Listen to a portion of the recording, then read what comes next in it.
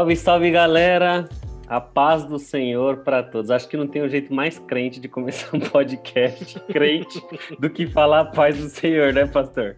A paz do Senhor para todos vocês. Estamos aqui no nosso segundo episódio do podcast Na Graça.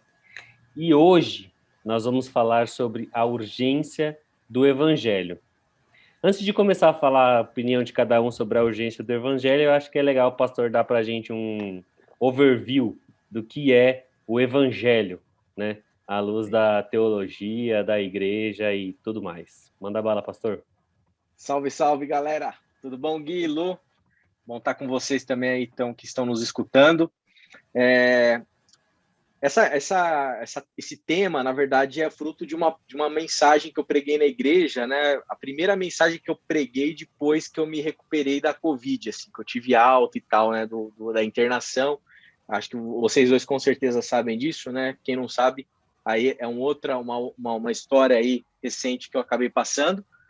E eu refleti bastante sobre aquilo que de fato é urgente, né? Em relação ao Evangelho de Jesus, né? Às vezes a gente investe tempo dentro da igreja, com tanta coisa, assim, que se a gente parar para pensar na brevidade da vida, né? O quanto que a vida é rápida, é curta, o quanto que a gente não sabe o dia de amanhã, essas coisas, na verdade, a gente vai perceber claramente que elas são banais, né? A gente escuta histórias na igreja, assim, de cada discussão, de cada briga, de cada divisão, de cada problema, de cada dificuldade. E o Evangelho ele vem nos trazer, né, uma mensagem que nos coloca despertos para a vida. Então eu penso que o Evangelho ele é algo que vem da parte de Deus para nós, ele é uma boa notícia, uma boa nova que nos coloca sempre em alerta, né? Então a gente vai ver em muitos momentos das Escrituras, do Novo Testamento, né, passagens que vão mostrar, olha, busquem em primeiro lugar o reino de Deus, estejam alertas, vigiem e orem, né? É uma coisa que, assim, cuidado com vocês, Tiago vai falar, né, que ficam querendo fazer planos, né? Essa noite pedirão a sua alma, Jesus vai dizer, né? Então, assim, a gente precisa refletir, principalmente nos dias que a gente está vivendo, né? Hoje, né, durante essa gravação, nesse dia aqui, nas últimas 24 horas, 4.000 pessoas morreram da Covid, né? Então, assim, o que realmente importa quando a gente pensa a nossa fé? Que tipo de atitude vale a pena a gente viver? Como que a nossa espiritualidade cristã ela precisa me induzir a ser no mundo? Em qual prioridade? O que é prioridade? É a série que eu vou maratonar? Como que eu desdobro a minha fé em prática e como que essa prática ela faz sentido alinhada a esse espírito do evangelho, né?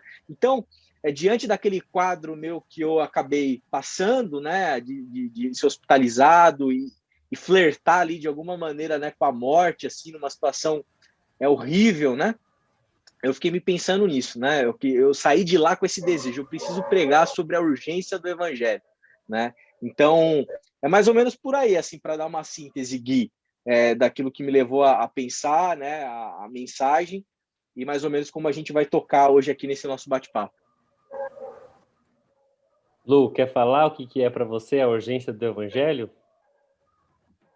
Bom, é uma coisa, acho que eu falo sempre, tá no grupo dos jovens, para mim a urgência do Evangelho é a gente estar presente nas lutas que existem aqui, né? Tipo, as lutas sociais, as lutas contra o preconceito, as lutas...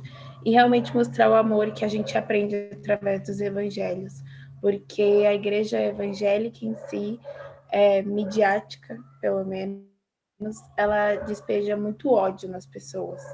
Eu acho que nós, como verdadeiros seguidores de Cristo, a nossa urgência é mostrar realmente quem é Jesus. Jesus não é essa pessoa que pregam nessas igrejas que... Pode falar nome? Não, né? Não pode falar, né? Melhor. Mas essas igrejas, gente...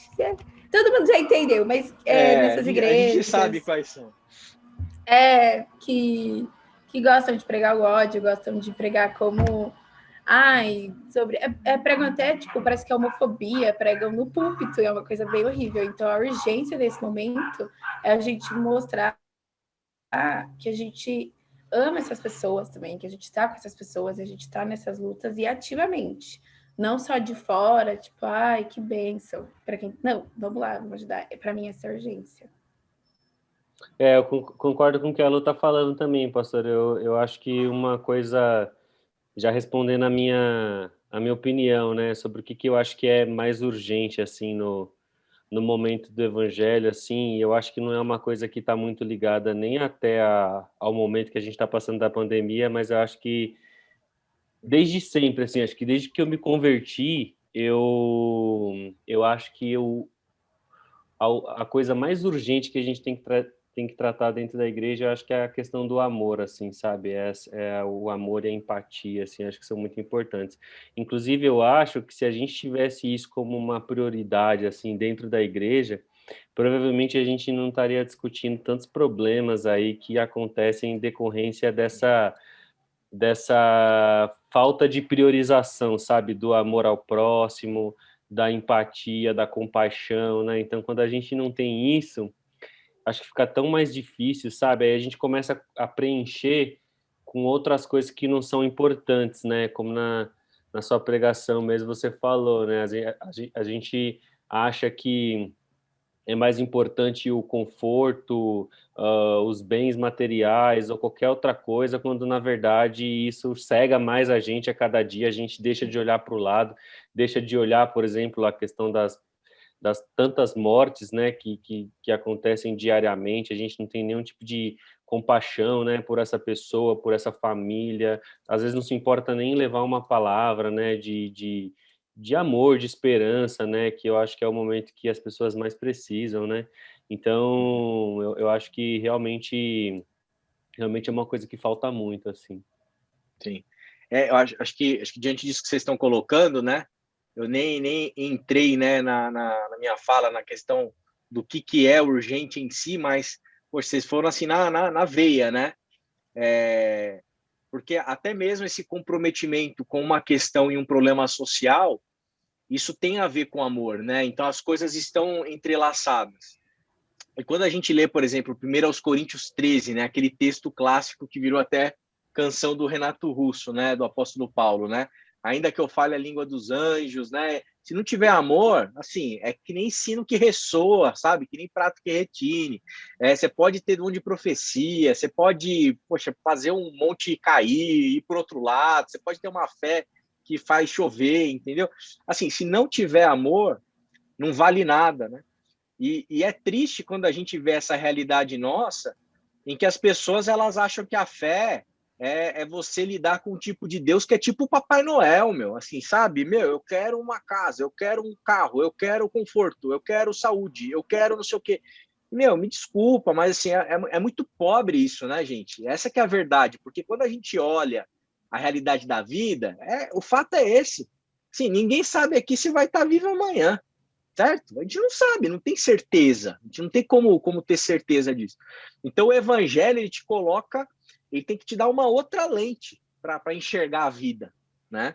O problema é que essas pessoas elas estão usando uma lente, digamos assim, né, para usar uma linguagem bem bíblica, né, uma lente mundana, só que elas estão falando de Jesus, elas estão falando de religião, estão falando de igreja, mas assim, os óculos é o óculos do capitalismo, é o óculos do mercado, é o óculos do consumo. É a mesma coisa que todo mundo está vivendo, só que tem um arzinho gospel. Aí que lasca, né? Eu acho que isso precisa ser denunciado, né? Isso precisa ser denunciado e apontado, falar assim, ó, esse Deus que você está adorando não é o Deus revelado em Jesus. É um ídolo. É um ídolo, né? Que está te levando a prosperar, né? Financeiramente, materialmente. E você não está dando valor para as questões essenciais, né? Que tem a ver com amor, né? Tem a ver com amor, tem a ver com esse olhar para o outro, né? E que começa, obviamente, em casa, né? Começa em casa e vai passar por questões aí gravíssimas que a gente enfrenta na sociedade, como a Lu falou, né? Eu acho até, pastor, que para muitas igrejas a questão do evangelho virou mais uma autoajuda, né? Que é meio mascarada ali com alguns trechos bíblicos do que o evangelho de verdade, né? Porque ainda falando um pouco sobre a questão do amor, que eu acredito, assim, realmente de coração, eu acho que é uma linguagem universal, assim, né? Você falar de amor, né? Porque às vezes num gesto você consegue demonstrar isso, né? É muito poderoso isso, né? Você demonstrar ali o amor pela pessoa num gesto, seja, enfim, dando um abraço, consolando, um alimento, você consegue demonstrar o amor. E também não está muito ligado à classe social, assim, né? Porque às vezes a gente, principalmente no Brasil, né, que tem uma dificuldade muito grande, assim, com relação à alfabetização, assim. Eu tenho pessoas na minha família que têm dificuldade com a alfabetização, então você consegue conversar, né, sobre o amor, né? Sobre o amor de Deus, né?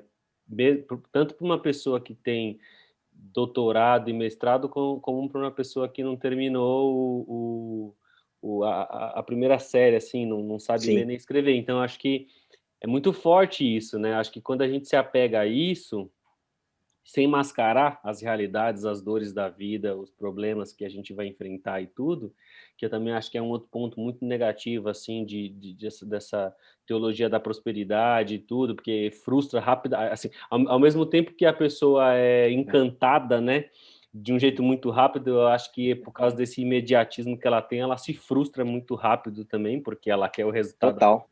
O resultado é Exatamente. esse, né? A gente está acostumado cada vez com um resultado mais rápido. Então, quando não dá certo, ela vai para a próxima, vai para a próxima, vai para a próxima. E isso aí vai, sei lá, ferindo, machucando, né? Deixando a pessoa até, às vezes, incrédula, né? Com relação a tudo isso que a gente está conversando, porque é difícil, né? Para a pessoa encontrar um local que fale realmente, né, da palavra de Deus com seriedade, que tenha essa questão do evangelho, né, de uma forma séria, responsável, né? E também, só para concluir minha fala aqui, que eu queria também ouvir um pouquinho do comentário de vocês, que é uma coisa que eu penso bastante, é esse tempo, né, pastor, do evangelho mesmo, né? Assim, né, Jesus vem e fala, ó, prega minha palavra aí, daqui a pouco eu volto. Aí passa 2000 anos, o cara não voltou ainda, entendeu? E aí eu queria até ver um pouco do comentário de vocês, assim, com relação a essa esperança, né? Porque aí com isso vem também várias teorias até, né? Ah, não, Jesus vai voltar no dia tal, na hora tal, porque eu fiz umas contas aqui, tracei. Mas eu acho que isso aí, no fundo, é aquela expectativa que a pessoa tem de falar assim, poxa, o cara falou que estava chegando aí, velho. Passou um tempo, cadê Jesus, entendeu? Então, tô falando de um jeito assim, bem escrachado mesmo, mas eu acho que é o que a galera pensa, né? Fala assim, gente, que promessa é essa?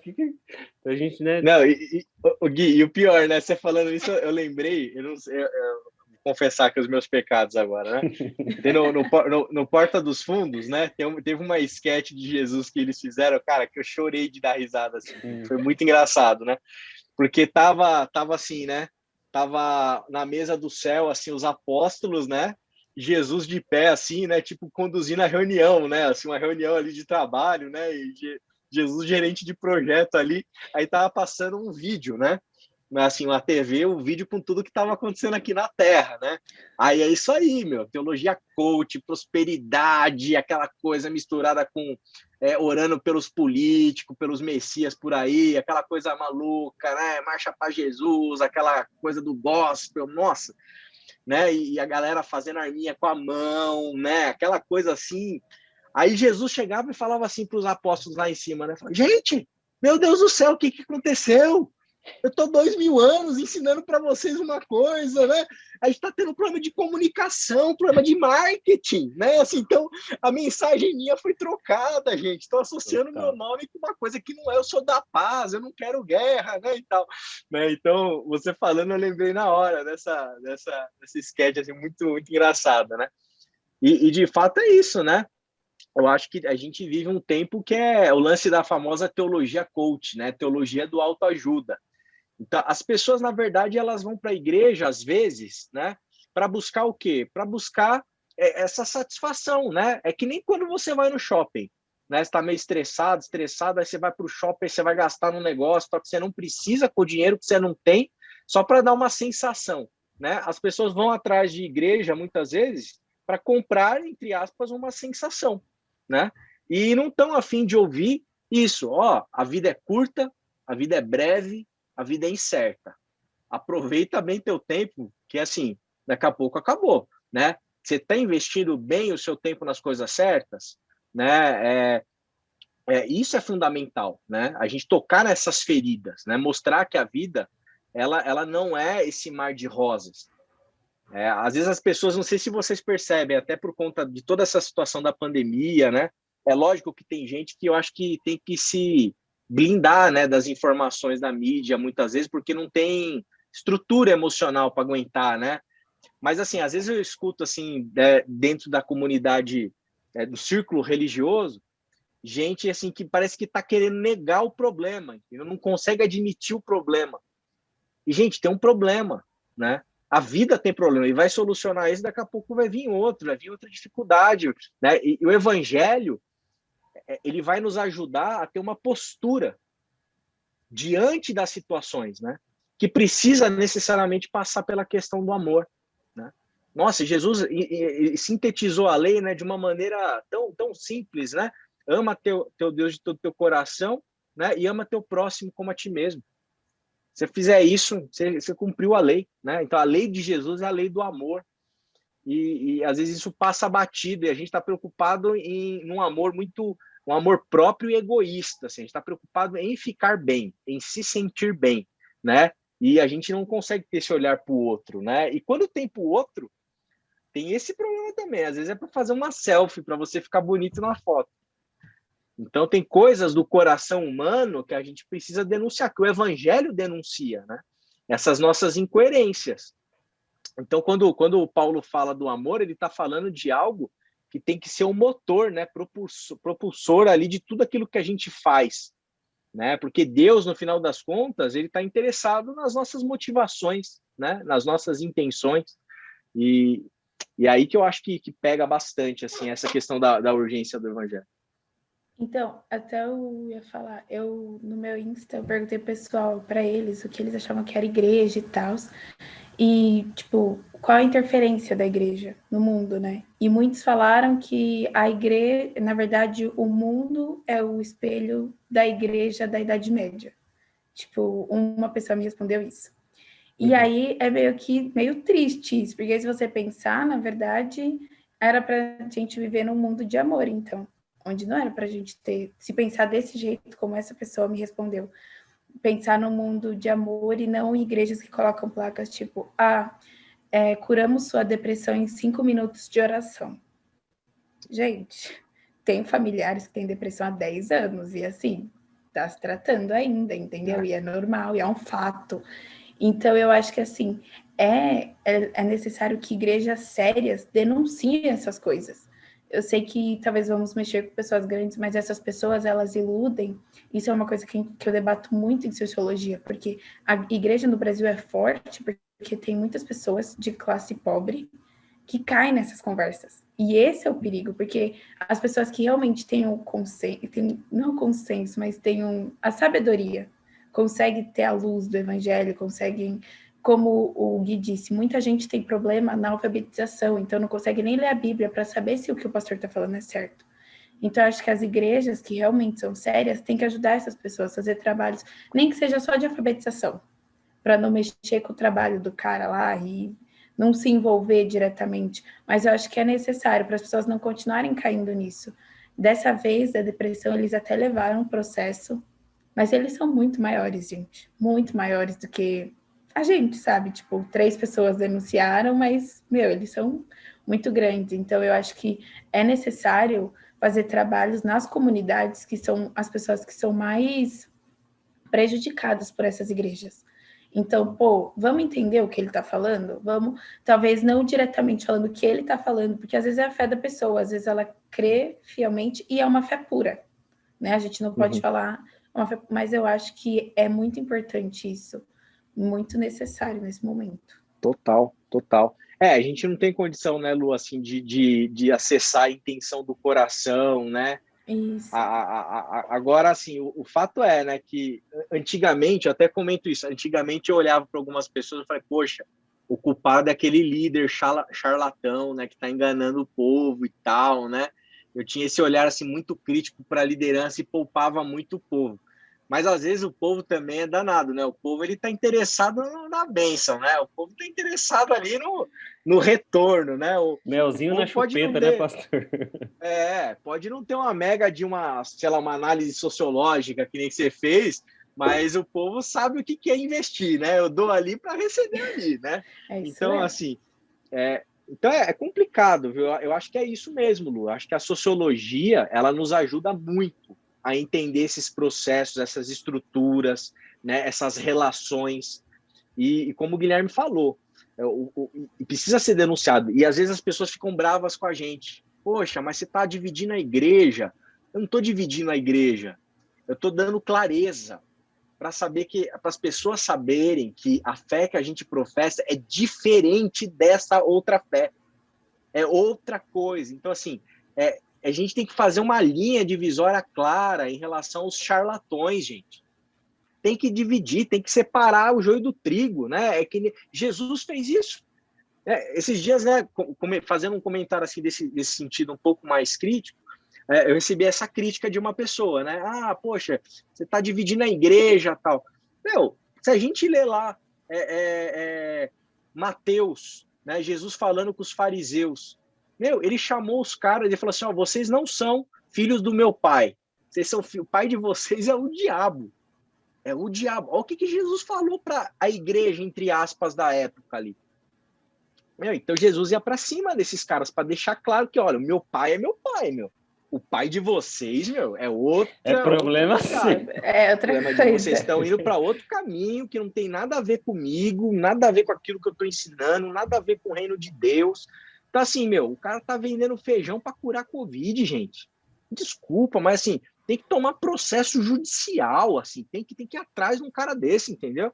É charlatanismo. O cara tá dizendo que você vai ficar curado da depressão. É charlatanismo, porque o cara tá induzindo você muitas vezes a não procurar um profissional adequado, né? E a pessoa pode ficar numa situação pior.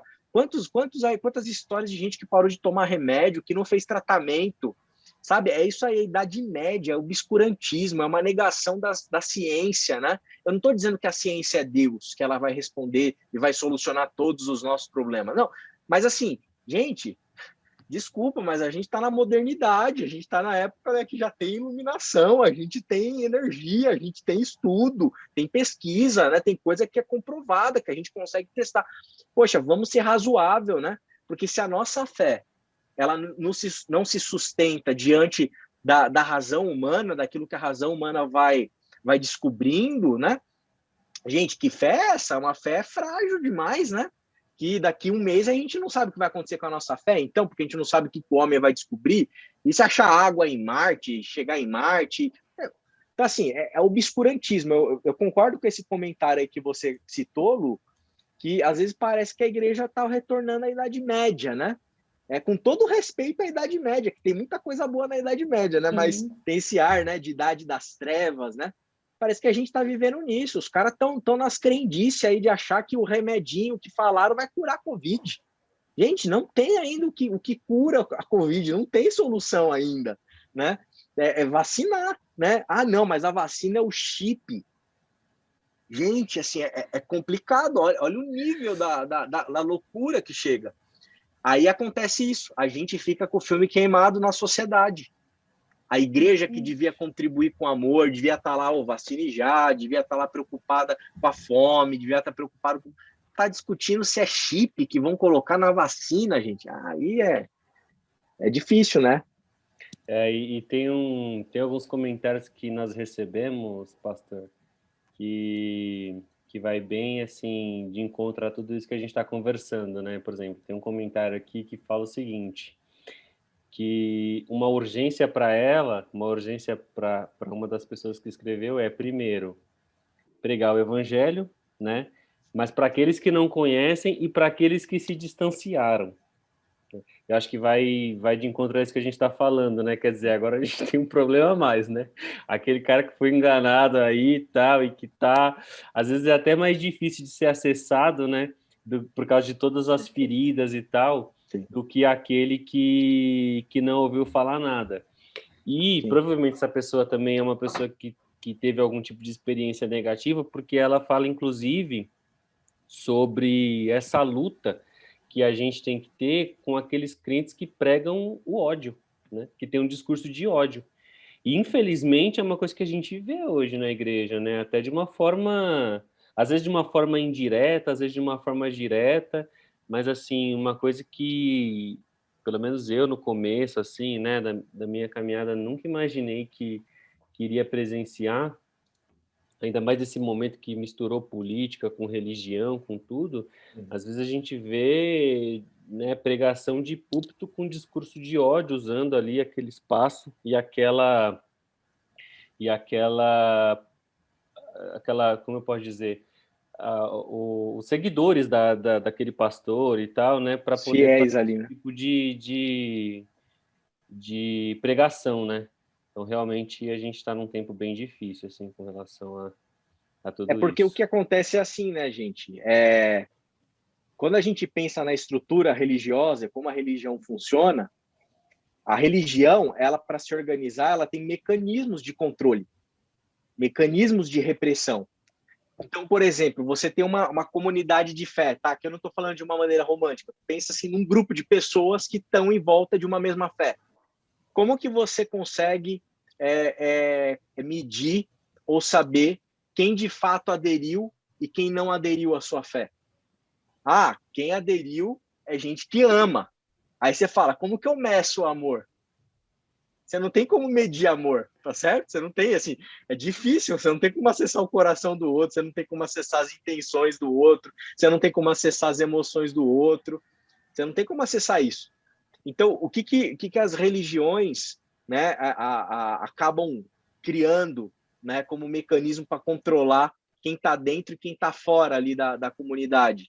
Elementos exteriores, né? Elementos exteriores. Então, teve uma época que, assim, ó, se tocar bateria é do diabo. É exterior. Tá tocando ou não tá tocando? É pecado ou não é pecado? Ó, se tiver barba, isso é coisa de comuna. Sei lá, né? Teve uma época que era assim, Cortar o né? cabelo, né? Elemento exterior.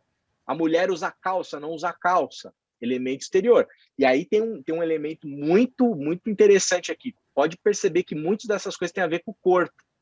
Se você controla o corpo, você controla a pessoa, né? Então, pode ver a questão do sexo, como isso é uma prioridade assim máxima em toda a comunidade religiosa. Às vezes o cara tá batendo na mulher em casa, entendeu? O pessoal sabe, mas faz vista grossa. Se a menina engravida, né? Não tô fazendo apologia à gravidez de ninguém, é óbvio. Mas se a menina engravida, aí acabou, entendeu? É o pecado assim supremo. Por quê? Porque é exterior, é visível, eu consigo controlar, né? Eu consigo falar assim, falar, meu, tá aqui o problema. Agora, assim, como que eu meço o amor? Não dá para medir, né? É esse que é o problema. Aí você perde o quê? Controle.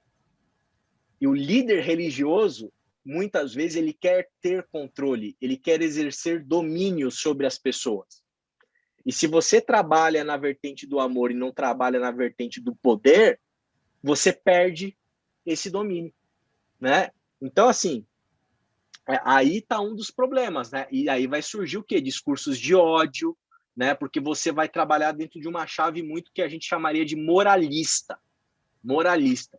Porque os comportamentos vão determinar quem é e quem não é, né? Eu não estou dizendo que a moral é outra coisa. Moralismo é quando você reduz tudo a essas regrinhas de pode e não pode, né? E aí é muito complicado, né? E a gente tem muita dificuldade, até de vocabulário, até de linguagem, para poder dar conta, né? De entender essas falas, né? Às vezes o pessoal reproduz certas coisas, não sabe nem o que está reproduzindo, né? Mas está reproduzindo que só sabe falar daquele jeito, né? Então as falas às vezes são agressivas, né? São falas assim, sabe? Que diminuem o ser humano, né? E aqui que eu acho que tem uma coisa que é muito importante, né? Quando a gente pensa a fé cristã, né? E eu lembrei disso ao decorrer da sua fala, Gui. A gente tem que entender que Deus, ele se fez homem, Deus se fez humano. Então, quando a gente fala das questões humanas do nosso mundo, da nossa sociedade, isso não deveria ser estranho para nós cristãos que cremos no Deus que é gente, Não deveria, mas acaba sendo. Porque no nosso imaginário, Deus é um Deus que está no trono todo-poderoso, que não tem nada a ver com a gente, que a gente é tudo, né? A gente é imperfeito, Deus é perfeito, né? E a gente fica dentro dessa dicotomia e a gente esquece que assim, o nosso paradigma é Jesus. E Jesus é gente, Jesus é humano, Jesus se compadeceu da dor do outro, Jesus foi sensível à dor alheia. Poxa, Jesus, ele foi vítima, né, dessa estrutura religiosa que a gente está discutindo aqui, né? Os sacerdotes ali, aquela casta religiosa que levou Jesus, quis matá-lo, quis silenciá-lo, né? Porque ele era o cara que andava com os pecadores, andava com as prostitutas, é o cara que relativizava o poder do César, né? Quando ele fala assim, ó, dê a Deus o que é de Deus, dê a César o que é de César, dê a Deus o que é de Deus. Ele está querendo dizer o quê? Ó, César, ele não é Deus. Olha como isso confronta, né? Só que assim, a gente não quer discutir essas coisas, né? A gente quer discutir se a gente é predestinado, sabe? Quer discutir o tipo de batismo, quer discutir, sabe? Fazendo, sobrenatural, sabe? Né? O sobrenatural, quer saber se o mato vai brilhar ou não vai brilhar, né? Sei lá, acho que essas coisas têm até o seu lugar de... Tem até, talvez, né, a sua importância, mas é pobre, né? Uma fé que só pensa nessas coisas, assim, né? Ela é alienante, nos aliena da realidade, né? E aí você fica, né? Uma vez eu preguei o crente Sputnik, você fica em um satélite em volta da Terra, você não consegue entrar no mundo, porque o mundo é tão do diabo, tão do diabo, tão do diabo, que você só pensa no céu. Aí qual que é a urgência do evangelho? É aceitar Jesus e esperar a hora de sumir. Aí a vida passa, né? Aí o que você fez com aquilo que você aprendeu de Jesus? Você não fez nada, né? Aí é complicado, né? Porque aí Jesus fala que vai separar um dia os bodes das ovelhas e vai falar assim, ó, vinde benditos do meu pai, porque eu tive fome e você me deu de comer, né? E aí, o cara deu de comer? O cara foi visitar alguém na cadeia? O cara cobriu alguém que estava com frio? O cara lutou pelos mais pobres? O cara tentou fazer alguma coisa, sabe? A gente não é perfeito, tem nossas limitações. Mas, poxa, a gente está tentando, pelo menos, né? Está se mexendo, está tentando fazer algo. Estava esperando Eu acho a senha. Desculpa, Pode ir lá. Eu acho que, assim, essa questão, né, de ficar esperando o céu, tem um pastor que eu gosto muito que na pregação dele ele falou assim, gente, nós não viemos para aceitar a Jesus e ficar na sala de espera do aeroporto. A gente não está aqui para isso. E eu, Luísa, do meu ponto de vista, por esse motivo, até muitos jovens, estou falando assim, por mim mesmo, se afasta de Deus, porque vê tanto uma pregação de algo e não vê a ação. E acho que, pelo menos, nós jovens, nós somos muito intensos nisso. Então, pô, o pastor tá pregando lá que eu tenho que amar o morador de rua, que eu tenho que amar talvez... Então, mano, o que eu vou fazer por isso? Então, vamos lá, a gente tem que fazer. E tem igreja que até te puxa, tipo, não vai fazer. Não, agora não é o momento.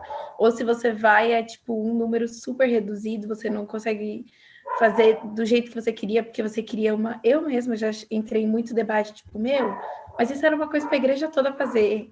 Não, vamos lá e tal. Então, são muitas coisas que às vezes afetam, porque, principalmente no momento de pandemia, eu acho, onde o jovem está longe da sua comunidade, querendo ou não, está vendo seus amigos ali só pelo virtual. Na mídia, por si só, ele está vendo esses discursos de ódio, ele perde seus familiares e ainda tem que ouvir de alguns pastores, tipo, é porque você não era blindado por Deus. E aí, pequenos comentários, e aí vem um irmão e pergunta assim, não pergunta, meus sentimentos, não, pergunta assim, tá, mas quem da família pegou primeiro? Quem, sabe, você não vê a demonstração. Claro, a gente vê em outras pessoas, tem as suas exceções, tem o seu carinho, tem os abraços, mas são coisas que, querendo ou não, eu tô falando pelos jovens, porque eu acho que a nossa fé tá em construção, do que de um adulto. Então, a nossa fé, ela realmente, eu pelo menos sinto, meus pais conversam muito comigo, que eu tenho essa liberdade de falar, pai, essa semana não vi Deus, essa semana não estou enxergando ele, me mostra, ora comigo, eu tenho essa liberdade com os meus pais, então eles percebem também que é uma fé um pouco mais frágil, porque está em construção. Então, eu acho que é muito importante, assim, como posso dizer, as igrejas terem esse amor, não focar nos jovens, eu não sei explicar muito bem, mas ter mais ação, sabe? Eu acho que talvez falar menos e ter mais ação, e isso a gente caminharia mais e se fortaleceria mais, até mesmo como igreja, sabe?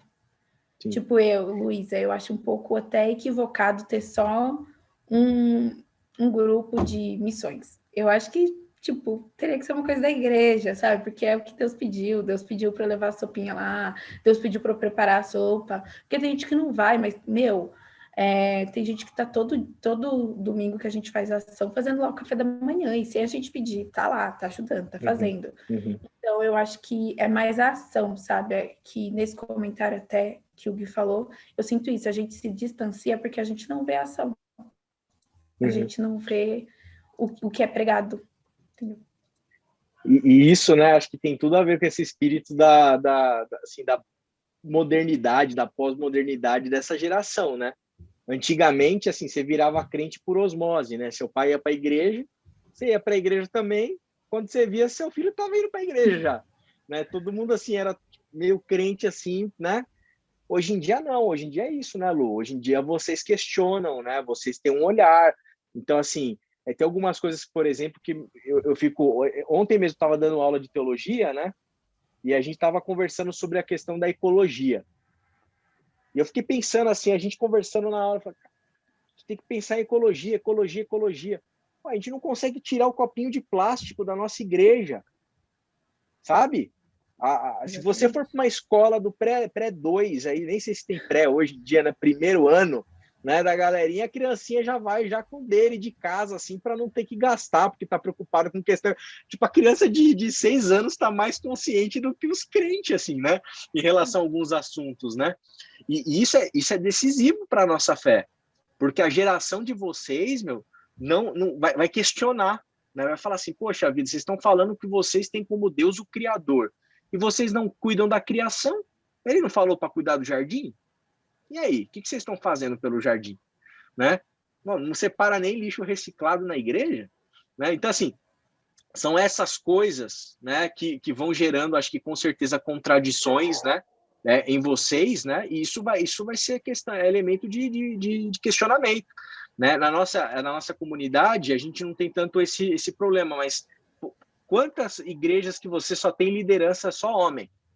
Tem uma mulher liderando nada, né, assim, poxa, tá errado isso aí, precisa ser revisitado, né. Então, existem alguns elementos hoje, assim, que não podem passar, né, precisam ser discutidos, a gente precisa colocar o dedo nas feridas, né? E eu acho que vocês, Lu, como juventude, é fundamental o papel crítico de vocês nesse sentido, né? De ser essa força. E mais, né? Quando a gente vai assim, para um cenário mais amplo e a gente pensa, sei lá, no movimento evangélico brasileiro, com toda a pluralidade, com todos os evangelicalismos que estão lá dentro, né? É isso que vocês comentaram. Quantas pessoas que estão ali que foram frustradas, que foram machucadas, que foram enganadas, que foram vitimizadas, que foram, nossa, violentadas. Quantas? Né? Aí essa galera se afastou de Deus. Aí eu pergunto assim, né? Que Deus que eles se afastaram? O Deus dos caras que pregavam para eles? Até nós aqui, até a gente ia se afastar desse Deus aí. Eu me afastei desse aí já, viu, uma vez. Entendeu? Então, assim, que Deus é esse? Né? Então, esse tipo de raciocínio é importante de ser feito. E eu, quando prego domingo, nossa, gente, eu tenho assim no meu coração assim, muito claro que eu não sinto que eu vou pregar só para convertidos, né? Porque eu sou pastor de igreja local, não sou missionário, né? Então eu não estou ganhando almas. Quem disse? Tem um monte de gente que precisa ser, entre aspas, né? Ganha, né? Precisa ter uma experiência com o Pai do nosso Senhor Jesus Cristo, né? Gente que muitas vezes está aprisionado em lógicas, em conceitos, em ideias que não tem nada a ver aí, né? Com uma fé evangélica, no melhor sentido da palavra, né? Então, eu acho que a gente passa por isso. Tem muita gente que se afastou, que de fato vai precisar ser, assim, não sei se reconquistada, mas, assim, evangelizada, né? Apresentada ao evangelho, né? E vai ser muito difícil, porque vão ter muitas feridas, vai ter muita cicatriz, vai ter muito trauma, né? Por isso que eu acho que é importante, né, a gente ter um podcast desse que a gente pode falar.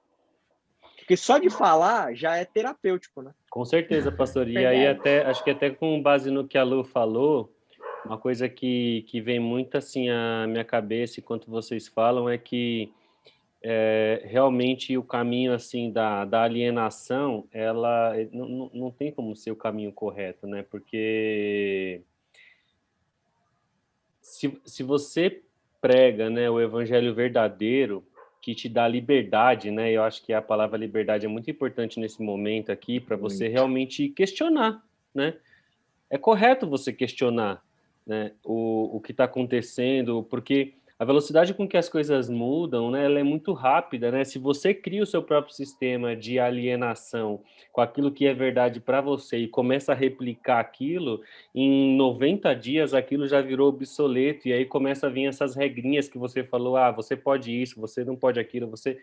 Quando você tem o evangelho verdadeiro e você tem a liberdade de pensar a partir de uma experiência verdadeira que você teve com Deus ali, você e Deus, e o Espírito Santo começa a te instruir sobre o que fazer ou não fazer, você fica muito mais maduro, né, com relação ao Evangelho, inclusive para tomar decisões, né, porque tem experiências de vida e decisões que você precisa tomar que o seu pastor não passou, aquele irmão que está com você não passou, mas o Evangelho verdadeiro que criou raiz, né, na sua vida é o que vai te dar a paz, né, para você poder seguir daquele jeito que você pretende, né? Só que eu acho que isso, ao mesmo tempo, infelizmente, não traz quantidade, né, de pessoas, né? Porque é complexo, né? Você e também não é todo mundo que está disposto a esse exercício, né, de trabalhar desse jeito, como você falou, às vezes é o próprio povo que quer, né, ser enganado.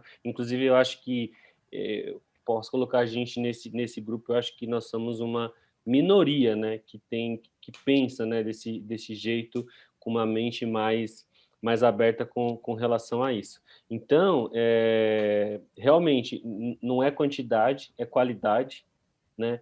Mas eu acho que para essa geração que vem agora, né, que é o caso da geração da Lu, eu acho que é legal mesmo que seja qualidade e não quantidade, né? Porque a gente tem pelo menos a esperança de que foi uma transformação verdadeira, vai ser uma transformação de que, independente dos desafios da vida, né, da galera que vem, que a gente não faz a menor ideia de quais serão os desafios, principalmente depois do que a gente está vivendo agora, né? Parece que zerou a conta, né? Voltou o jogo.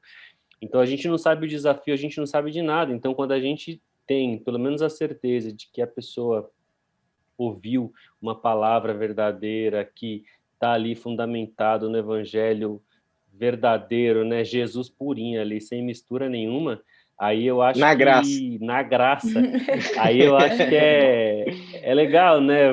Vira a geração dos influencers, né? Os influencers positivamente falando, né? E eu acho que é isso que gera transformação, né?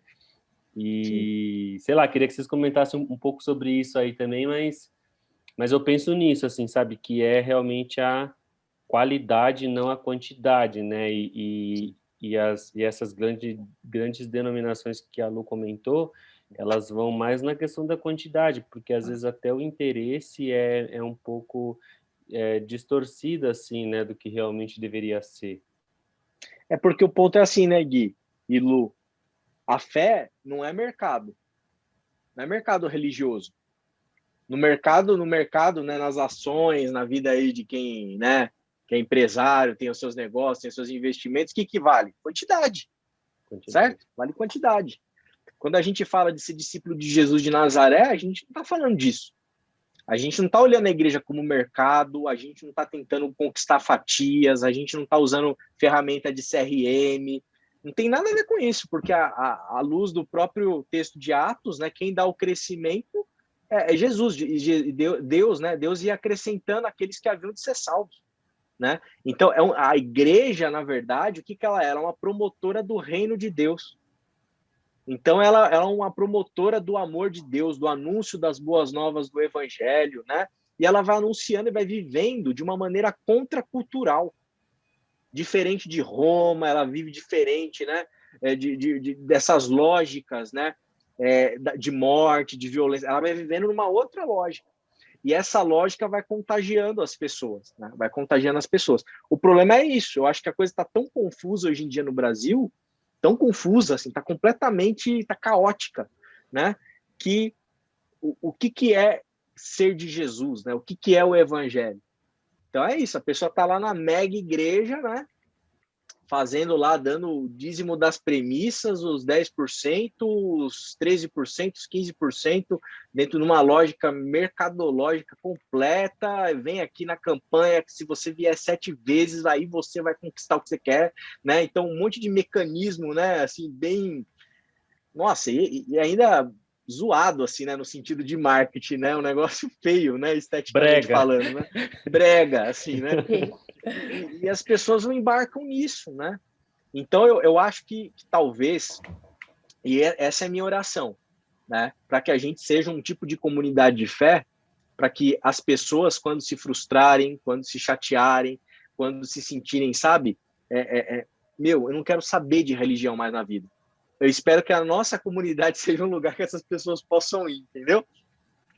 É muito louco isso, né? Porque a gente é uma instituição religiosa. Sim.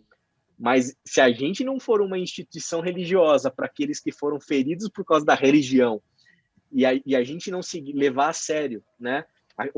Um dos princípios nossos é esse, é autodesconfiança institucional. A gente tem que olhar para a gente mesmo sempre e falar assim, nós temos a capacidade de boicotar aquilo que Deus quer para nós. Se a gente não fizer esse exercício constante, a gente pode se perder. E eu acho que é aí que está a sacada. Eu acho que as pessoas feridas, elas podem encontrar, né, no nosso espaço que é alento. Sabe, alento para sentar, gente. Para sentar e, assim, ouvir e ir embora, se quiser, entendeu? Ela não precisa... Não, vem aqui, você tem que se envolver, você tem que participar de um pequeno grupo multiplicador que vai agora crescer, depois você vira o líder. São lógicas. Pirâmide gospel. Pirâmide gospel, exatamente. Vocês já ouviram falar essas histórias, né? Já. Isso não tem a ver com aquilo que o Gui falou, né? Liberdade. E aí eu acho que tem um negócio que para mim assim, é muito caro como pastor. Eu não posso ser o controlador das ovelhas. Eu não sou o dono das ovelhas, né? Então, assim, quando eu piso no chão da vida do outro, gente, com cuidado, pisando em ovos. A vida do outro é santa. E o meu desejo é contribuir, né, de alguma maneira com a obra que o Espírito Santo está fazendo ali para que aquela pessoa ela cresça e se torne parecida com o filho. E isso passa pelo quê? Eu não quero que a Lu, quando chegar na época de casar, ela vira para mim, pastor, eu caso ou compro uma bicicleta? Se um dia acontecer assim, se as pessoas se tornarem dependentes de mim, é o caminho errado. Eu não fui chamado para ser um guru espiritual que vou ditar o que a vida das pessoas, para onde tem que ir, qual porta que vai abrir, qual porta que vai fechar, que emprego que vai aceitar, um respondedor de dúvidas. Pai André. Entendeu? As pessoas elas precisam crescer em Jesus Cristo, né, a partir do evangelho que produz liberdade, para elas poderem ter autonomia em Jesus. Elas estarem emancipadas, sabe? Para você poder ser a Luísa plena, né? O Guilherme pleno, o André pleno, e a gente poder desenvolver a nossa fé, né? Sem esses controles, né? E eu acho que, assim, eu falo isso até para os seminaristas que eu dou aula, esse negócio de você ter o microfone na mão todo domingo é perigoso.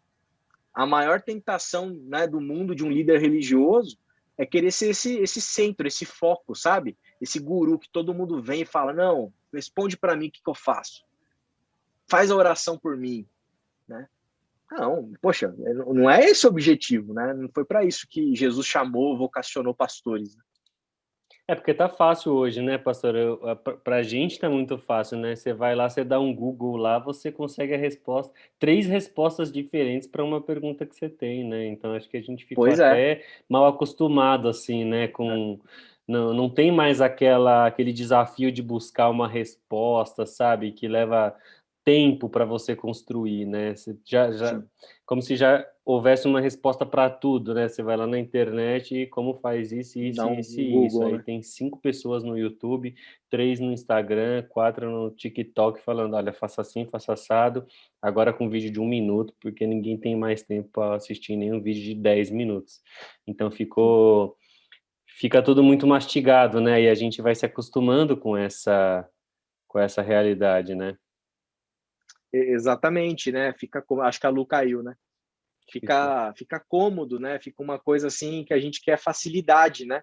E aí, Gui, eu acho que o que rola é dentro dessas lógicas que não trabalham à luz do evangelho, da graça, da liberdade. A pessoa, ela perde a sua própria autonomia, a sua capacidade de decidir, ela abre mão da sua própria responsabilidade. Poxa, mas Deus tem que falar comigo para eu... Cara, desculpa assim, mas assim, Jesus já mostrou para você Deus, você já sabe como Deus pensa sobre um monte de coisa. Cara, a decisão é tua, você que tem que escolher, meu, você tem que saber o que você faz, para onde você vai, né? Poxa, mas você vai odiar ou vai amar? Cara, você não precisa olhar para isso, para você saber o que você tem que fazer, né? Sim. Você não... Poxa, como que eu trato, cara, minha esposa, como eu trato meu cachorro, como eu trato meus filhos, como eu trato o irmão da igreja, como que eu falo com os outros, né? Como eu me posto no meu serviço, no meu trabalho. Cara, você não tem que orar para perguntar para Deus. É uma questão da tua ética. Você é cristão e você tem que desenvolver a tua ética cristã na vida, no dia a dia, né? E as pessoas muitas vezes fazem isso, elas suspendem essa ética e jogam para os outros, terceiriza, né? Terceiriza para Deus, joga a culpa no diabo, joga a culpa para o pastor, né? E aí é bem, bem complicado. É muito complicado, pastor. E aí, deixa eu aproveitar para te fazer uma pergunta, enquanto a Lô volta aqui. Qual seria esse papel, assim, pensando na situação que nós estamos vivendo agora, né? Pandemia, o número de mortes altíssimo, o Brasil não sabendo lidar, né, com toda essa situação, tantas coisas urgentes. E como é que é o evangelho nesse contexto, né? Na sua opinião, assim, como que a gente trabalha o evangelho nesse contexto caótico, né? Eu diria do que a gente está passando nos dias de hoje, assim, que eu acho que é um pouco da dúvida dos comentários que as pessoas mandaram para a gente, né? Eles falam muito com relação a ajudar a humanidade, justiça social, Sim. ajudar o próximo, olhar para o próximo, consolar o próximo. Nós tivemos comentários assim. Então, como é que é o evangelho nesse contexto, né? Com essa questão tão séria acontecendo, né? De vidas sendo perdidas aí por causa da pandemia. Sim, sim. Cara, primeiro lugar, né? Eu acho que é a gente se conscientizar da realidade que está posta, né? A gente não tentar negar essa realidade, não tentar fugir dessa realidade, não tentar ficar em casa simplesmente orando, pedindo para Deus nos levar logo para o céu, porque o céu não é aqui, e esquecer assim que temos uma pandemia. Então, eu acho que a postura do cristão ela não pode ser alienada, ela tem que ter uma postura encarnada, né? Por isso que eu sempre falo de teologia encarnada, é a teologia que está inserida na vida, está vendo o mundo do jeito que o mundo é e está preocupado em dar respostas para esse mundo. Então, nesse cenário de pandemia caótico, em muitos aspectos, né? Pela própria peste, né? Que é essa doença, pelo cenário político, né? Pelo caos sanitário que a gente se meteu como Brasil, vergonha mundial, certo? Diante disso, eu acho que tem duas coisas que são fundamentais que a gente já tocou aqui nessa noite. A primeira é amor. E o que é o amor? Amor é, 1 Coríntios 13, amor tudo sofre. Então, assim, a gente consegue dar risada, né? Mas a gente sabe que o nosso sorriso, que a nossa risada, que a nossa descontração, ela não é uma risada ingênua. A gente sabe que a gente, né, na nossa alma, a gente está ferido, a gente está triste, a gente está lamentando. É um negócio que tá difícil de... Eu não sei vocês, assim, mas eu tenho constantemente, diariamente, assim, um sentimento em mim horrível, horrível. Porque é tempo da gente lamentar, é tempo da gente chorar, é tempo da gente dar o ombro, é tempo da gente consolar. Poxa, é tempo da gente, sabe, empatia, você falou, né, Gui? Ser empático, sabe? E outra, é incrível, né? Não precisa esperar chegar perto de você, né? Não precisaria. E mais, né? Não precisaria ter uma pandemia para nos ensinar isso. E isso é assim, novamente, eu preguei domingo passado. A igreja, domingo retrasado, a igreja, ela deveria dar aula de como se portar nesse momento, né? Dar aula, né? De solidariedade. Né? E aí, além do amor, que eu acho que tá conectado, né? Eu acho que tem a questão do profetismo. O que é o profetismo à luz da Bíblia, à luz da tradição do Antigo Testamento, dos profetas do Antigo Testamento, à luz de Jesus, né? Porque Jesus, em Lucas capítulo 4, ele pega o rolo do profeta Isaías para ler, em que fala lá que o Espírito Santo está sobre mim para pregar as boas novas aos cativos, trazer libertação aos presos, né? Pregar aos pobres, etc. O que ele está fazendo? Ele tá trazendo a tradição do profetismo hebraico e tá atribuindo a ele aquilo lá. Então, o que é essa tradição? É uma tradição de denúncia de problemas sociais.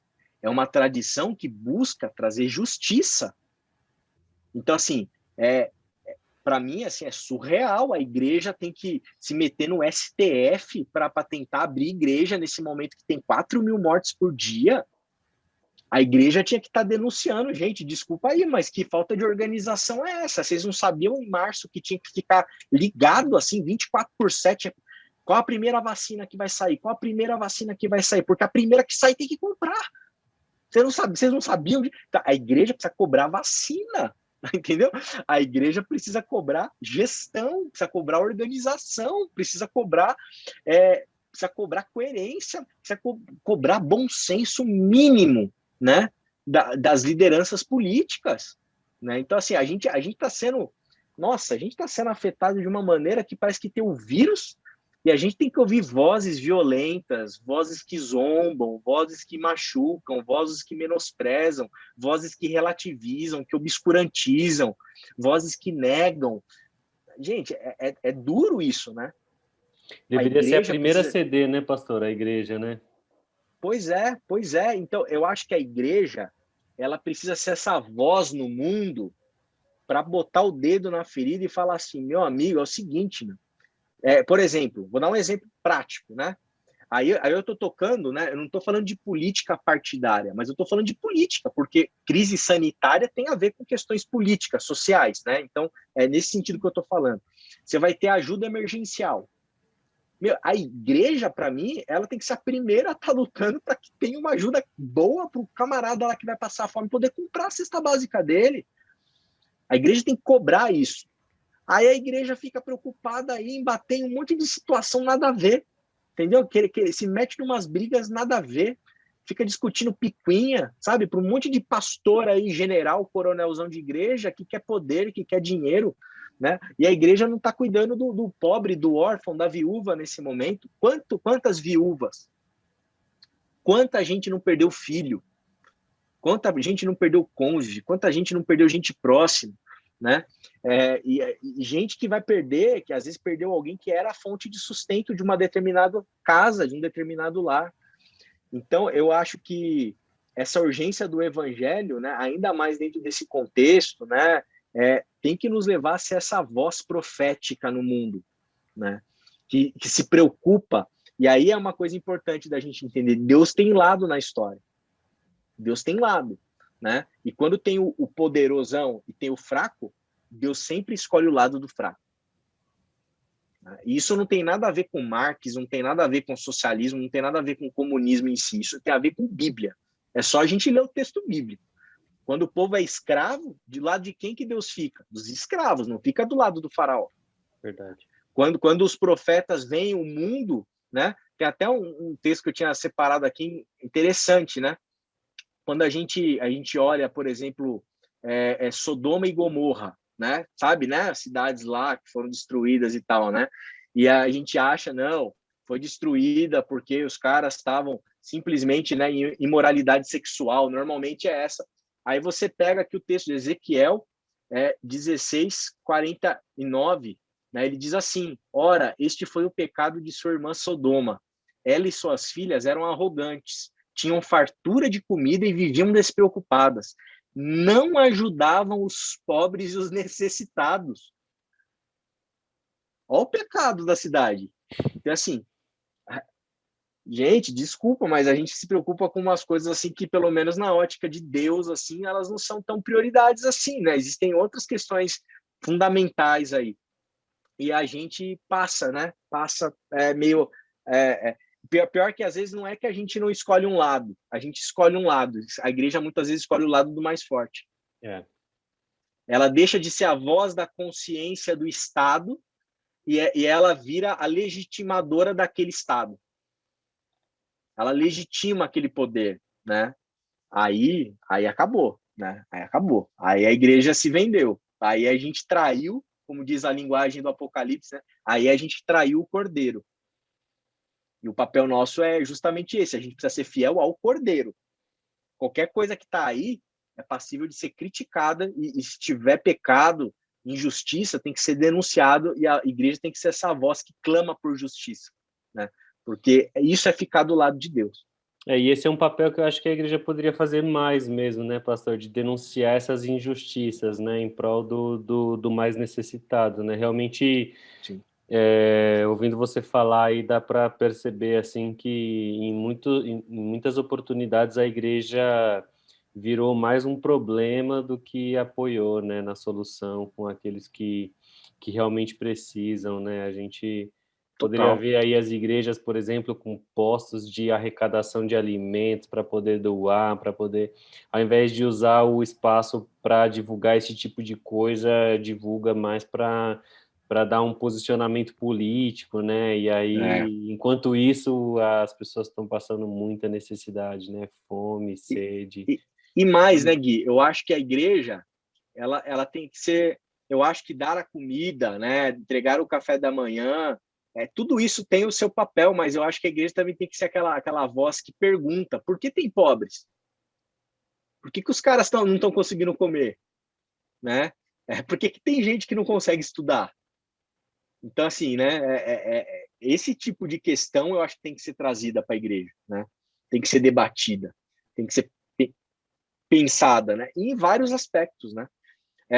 Vocês se lembram, né, da morte do George Floyd, né, que está sendo, inclusive, agora no processo de julgamento, né? E teve lá um dia que todo mundo se posicionou em relação, né, àquela causa, né? Foi um negócio revoltante, né? E a gente teve a oportunidade, como igreja, de fazer um post, né? Poxa, o que significa um post, né, que você faz no Instagram, né? Qual que é o peso, a relevância disso? Cara, tem um peso, tem uma relevância, porque assim, é isso aí que a Lu tá falando. A galera dela vai ver e falar: caramba, a igreja Batista em Quitaúna, ela tá ligada no que tá acontecendo. Ela tá ligada no que tá acontecendo, entendeu? E é um posicionamento.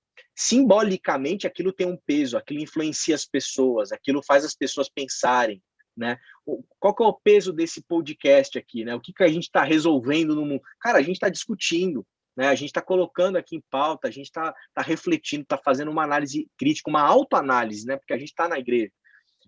Gente, isso aqui é importantíssimo, né? Isso aqui faz a juventude pensar, faz os mais velhos pensar, faz a igreja pensar, né? E mostrar que a gente está preocupado com isso. Eu acho que só também de ter a oportunidade de mostrar, né, que existe uma opinião diferente dentro da igreja com relação a tudo que está sendo discutido, né, que a mídia publica mais, eu acho que é importante também, né, porque não coloca todo mundo numa caixinha só. Eu acho que não é dividir, né, acho que não é dividir definitivamente. É esclarecer. Esclarecer, é trazer... por exemplo, eu acho que a gente tem um perfil muito mais de dizer que a gente prefere a coisa de um jeito muito mais transparente, né, e aberto, e aí mostrar que existe esse posicionamento, que existe essa opinião, que são pessoas sérias, né, que estão tentando discutir isso e dar oportunidade para a pessoa comentar né, e de alguma forma isso pode, como você mesmo falou, impactar a vida de alguém, né, realmente é muito importante mesmo a gente ter sempre esses assuntos em pauta. É isso aí. Show de bola. E está conectado, né, com a realidade, né, do bairro, a realidade da cidade, a realidade do que está acontecendo, né?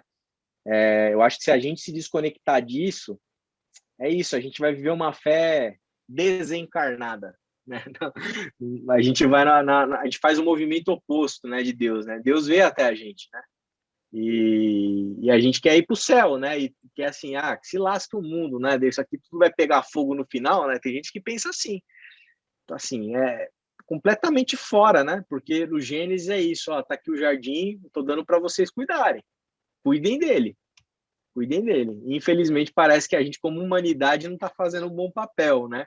E às vezes, esse mau papel, ele se manifesta, às vezes, na vida da igreja. Aí fica uma coisa vergonhosa, porque a gente vê gente, às vezes, que não é da fé, que, assim, parece mais da fé do que a gente. É muito louco isso, né? O Karl Rahner, né, um teólogo católico que trabalhou no Concílio Vaticano II, ele chamou isso de cristãos anônimos. Verdade. A Igreja Católica, isso é muito pesado, né? Porque a Igreja Católica tem uma vertente, uma ala bem conservadora que entende que só tem salvação dentro da igreja. Aí o cara vem com um papo de que tem cristãos anônimos, ou seja, fora do reduto da instituição, né? A Igreja Católica tem gente fazendo um trabalho lá alinhado com o Evangelho, com Jesus. Então, assim, são coisas que ajudam a gente a refletir e pensar, né? Tá faltando mais evangelho na prática, né, pastor? Cara, esse que é o ponto. Não tem evangelho que não é na prática. Na teoria, né? Não tem na teoria. Você aprendeu, já sai fazendo. Tá chutando. O que é a casa na rocha, né? A casa na rocha. Jesus fala assim, ó, você vai construir a casa na rocha se você ouvir e praticar. Senão você está construindo na areia. Então, o evangelho é prática, o evangelho é vivência, o evangelho é caminhada, o evangelho é botar a mão na massa, é fazer, né? É tudo isso, né? É ser movido por esse amor no mundo, né? Não é você ficar aprendendo na escola dominical um monte de conceito, de ideias, voltar para sua casa, sentar na mesa, almoçar gostoso e falar, ei, hoje eu vivi o evangelho, hein? Assim, o evangelho começa na segunda-feira, na hora que você vai para o seu trampo lá, que você pega o trenzão, né? E que você vai encontrar as pessoas, você vai ter que lidar com um chefe complicado, você vai ter que lidar com os colegas de trabalho, você vai lidar com a pobreza da sua cidade, você vai lidar com as injustiças, você vai lidar com racismo. O evangelho é isso, o evangelho é na hora que o pessoal faz uma rodinha, solta uma piada homofóbica lá, e aí? E aí? Quando os caras tiram sarro do cara ali, que tem uma outra posição sexual, e aí, o que você faz, né? Como você se porta quando o cara faz uma piada machista, trata a mulher que nem um objeto, né? Como que você se porta diante disso no mundo? O evangelho tem a ver com isso, né? O evangelho tem a ver com a ética profissional, né? O evangelho tem a ver com como você lida com a sua família. Também não é só salvar o mundo, né? A gente começa salvando o mundo, salvando a nossa casa, o nosso jardinzinho ali, né? Como que você lida? Como são essas relações, né? Elas são baseadas no quê? Então é isso, né? Tem a ver com prática. Não adianta ser, pô, sou do evangelho. Pô, o cara guarda rancor de 15 maluquinhos lá da igreja, meu. Caramba, o negócio que aconteceu 70 anos atrás, o negócio tá corroendo o coração e a alma do indivíduo ainda. Meu Deus do céu, perdoa, meu. Né? Sabe? Se liberta disso aí. Né? Então, um monte de tretinha boba, sabe? Um monte de gente complicado, né? Sabe que uma vez eu vi uma frase que eu nunca vou me esquecer, assim, que impactou muito a minha vida. O pastor falou assim: é muito fácil você carregar uma cruz no peito. Difícil é você carregar Jesus na sua vida. E é verdade Nossa. mesmo, né? É Ô, fácil. Gui, eu acho que eu lembro dessa mensagem. Lembra? Não foi no dia do batismo da Aline? Cara, eu nunca Foi esqueço. Foi muito, Nossa, foi muito pastor que impactante, batizou assim, ela. sabe? Foi muito impactante e faz todo sentido, né? Porque até como você falou, né? Esteticamente é fácil você manifestar alguma coisa ali, né? Agora, carregar Jesus na vida mesmo, assim, né? Que essa coisa da prática que a gente está falando, que é o dia a dia, no trem, no almoço, no... Isso é difícil, cara, assim, e tem que ter realmente a renúncia, né? Tem que ter o comprometimento, tem que ter a humildade, tem que ter o amor, tem que ter muitos elementos, né? Que vão fazer você se sentir, Total. assim, né? Completo, né? Com Jesus e a ponto disso transbordar na sua vida e você conseguir compartilhar isso com a pessoa que está na sua frente, né? Então, eu Exatamente. também acho que não tem evangelho na teoria, não. É só na prática e, infelizmente, a gente vê... E eu acho que agora, na pandemia, é um momento, assim, vamos dizer, meio que certo para a gente demonstrar esse amor, sabe, para as pessoas. Momento que a gente mais está precisando de amor. Tipo, em 2019, por exemplo, não é que a gente não precisava, mas era algo mais corriqueiro, tava lá de domingo, então, tava bom. Então, agora a gente tem que mostrar para as pessoas que tem outras formas de adorar a Deus, tem outras formas. Como eu disse, muitas pessoas falam para mim que não, só consigo orar na igreja, só consigo ver Deus na igreja. E eu, pelo menos, não fui ensinada assim. Então, tipo, nunca meus pais me ensinaram assim, mas tem muita gente que tem isso na cabeça.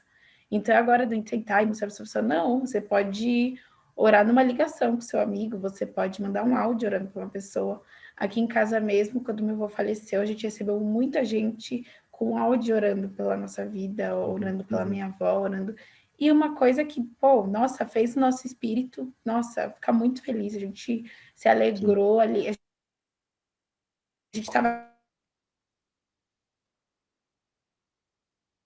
E tá com probleminha, né? Como fazer isso na pandemia? Mas aí a resposta já veio na minha cabeça. Deu uma travadinha?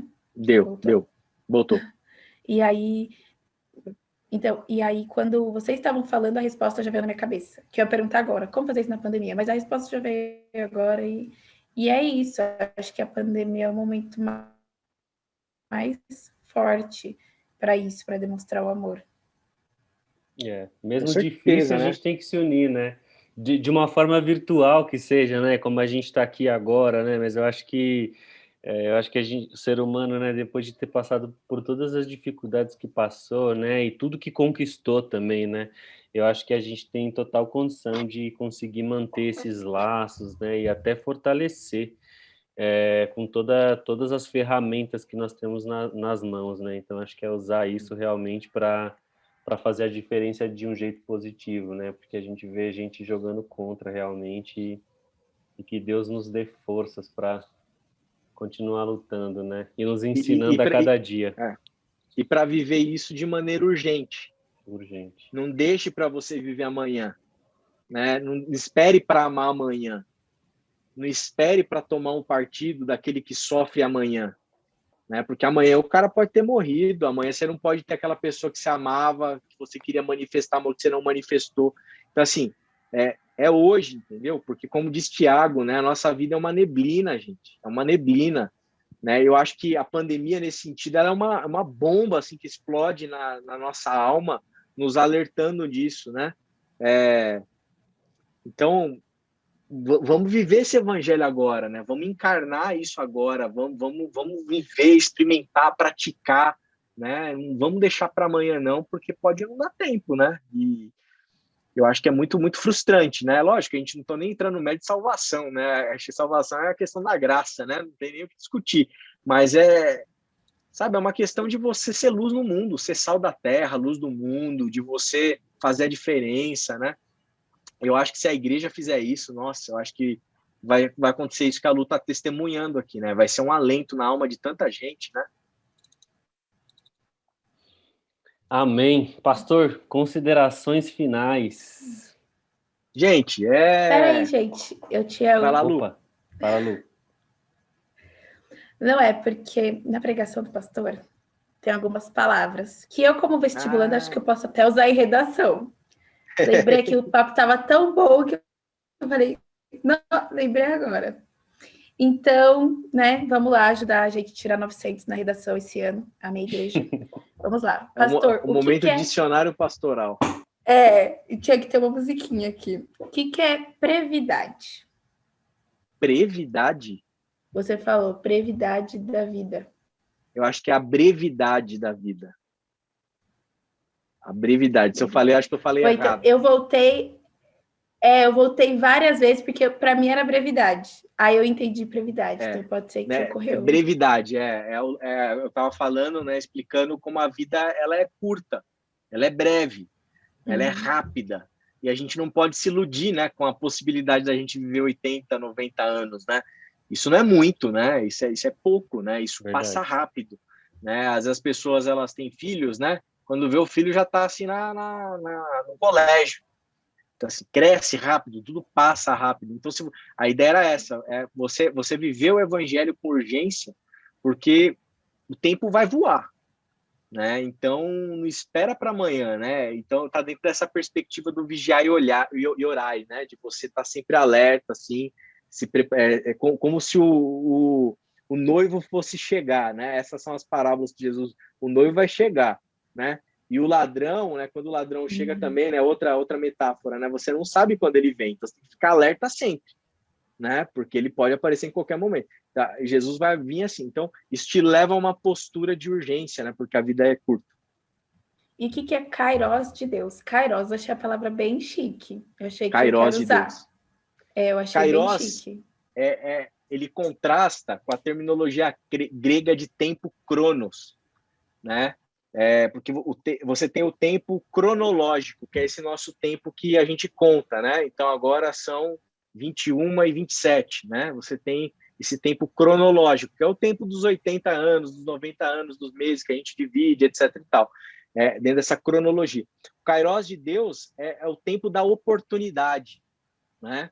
Essa que é a ideia do vocabulário grego. Eu não lembro exatamente em que contexto que eu usei, né? Mas, por exemplo, poxa, a pandemia é o Kairos de Deus para a gente manifestar amor e solidariedade e generosidade, né? É esse tempo da oportunidade, né? Então, Jesus, né? Ele encarnou em que tempo, né?